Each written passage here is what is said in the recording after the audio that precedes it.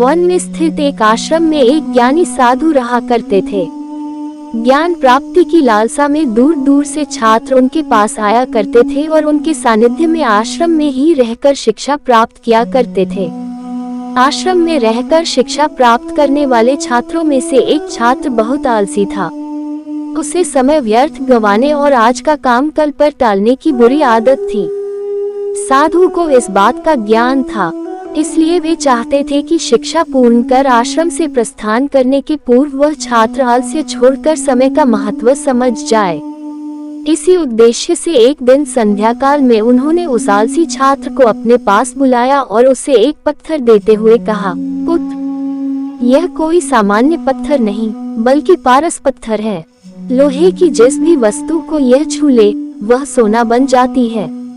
मैं तुमसे बहुत प्रसन्न हूँ, इसलिए 2 दिनों के लिए ये पारस पत्थर तुम्हें दे रहा हूँ। इन 2 दिनों में मैं आश्रम में नहीं रहूंगा। मैं पड़ोसी गांव में रहने वाले अपने एक मित्र के घर जा रहा हूँ। जब वापस आऊंगा तब तुमसे ये पारस पत्थर ले लूंगा।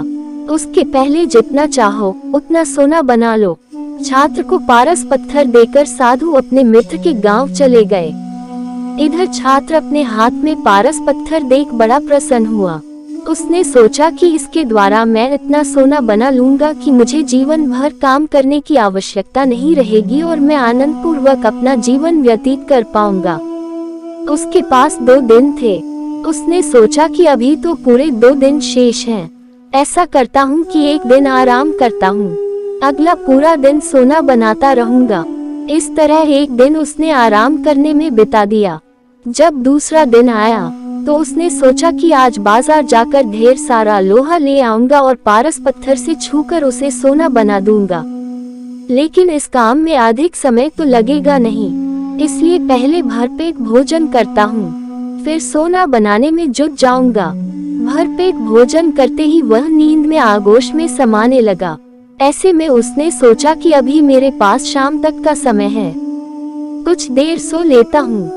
जागने के बाद सोना बनाने का काम कर लूंगा। फिर क्या, वह गहरी नींद में सो गया। जब उसकी नींद खुली तो सूर्य अस्त हो चुका था और 2 दिन का समय पूरा हो चुका था। साधु आश्रम लौट आए थे और उसके सामने खड़े थे। साधु ने कहा, पुत्र, सूर्यास्त के साथ ही 2 दिन पूरे हो चुके हैं। अब तुम मुझे वह पारस पत्थर वापस कर दो। छात्र क्या करता, आलस के कारण उसने अमूल्य समय व्यर्थ गंवा दिया था और साथ ही धन कमाने का एक सुअवसर भी। उसे अपनी गलती का एहसास हो चुका था और समय का महत्व भी समझ आ गया। वह पछताने लगा और उसी क्षण निश्चय किया कि अब से वह कभी आलस नहीं करेगा।